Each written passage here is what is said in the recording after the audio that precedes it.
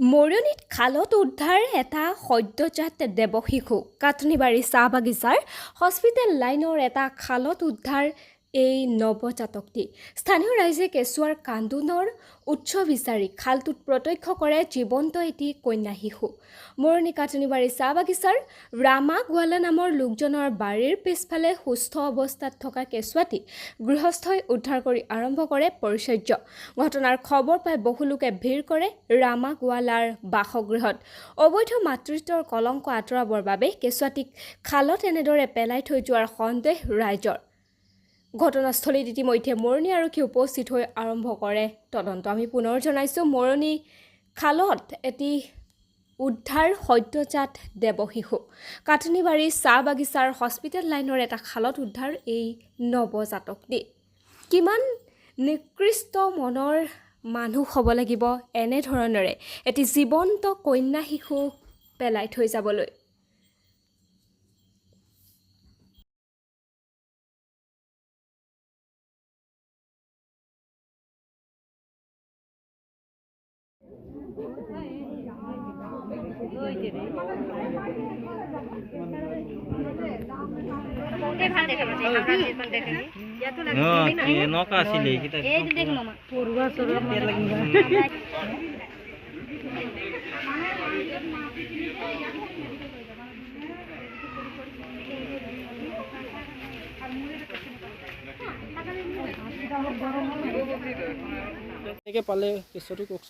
কেঁচুৱাটো আমি এই ডোখৰতে পালোঁ, য'ত নালা এটা আমাৰ সৰু পানী যোৱা বাৰীৰ পৰা যোনটো পানী আমাৰ ঘৰত জাম হৈ যায়, পানীটো যাবলৈ আমি নালাটো খান্দিছোঁ। এই নালাটো গৈ আমাৰ এই পুখুৰীত মিলে আৰু তাৰ ওচৰতে ইয়াত বাচ্চাটো পেলোৱা পালোঁ আমি। একচুৱেলি এই বাচ্চাটো কান্দি আছে ৰাতিপুৱাৰ পৰা, কিন্তু আমি এটা মন কৰা নাই যে ইয়াত বাচ্চা থাকিব পাৰে।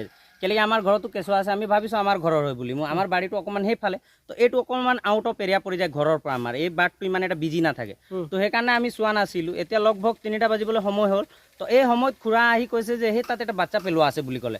তেতিয়া আমাক মনত পৰিলে, যেতিয়া ৰাতিপুৱাৰ পৰা যোন বাচ্চাটো কান্দি আছিলে, যোন বাচ্চাটোৰ মাত আমি শুনি আছিলোঁ, এই বাচ্চাটো এইটোৱে হয় বুলি আমি গম পালোঁ। তো আমাৰ ঘৰৰ মানুহ সকলোৱে আহি চালোঁ যে ইয়াত সঁচাই বাচ্চা পেলা আছে, আৰু বাচ্চাটোৰ গাতত একো নাই, মতলব তেনে কাপোৰ নাই, একোৱে নাই, তেনেকৈ পেলাই থৈ গুচি গৈছে। তাৰ মূৰত পোক আৰু মাটি পৰি আছে, মাথাত চকুৰ পৰা তেজ ওলাই আছে, মূৰত ফাটিছে অকণমান, মূৰতো অলপমান তেজ ওলাই আছে। তো আমি থাকিব নোৱাৰিলোঁ আৰু আমাৰ ঘৰ পৰিবাৰে সকলোৱে ক'লে যে উঠাই ল'ম বাচ্চাটোক বুলি ক'লে। এনেকৈ পেলাই থ'ব নোৱাৰোঁ ইয়াত বাচ্চাটোক, আৰু আমি ভিডিঅ' কৰিলোঁ আৰু আমি উঠাই লৈ গ'লোঁ ঘৰৰ বাচ্চাটোক ইয়াৰ পৰা। আপোনালোকে কেতিয়াৰ পৰা শুনা পাইছিলে মাত?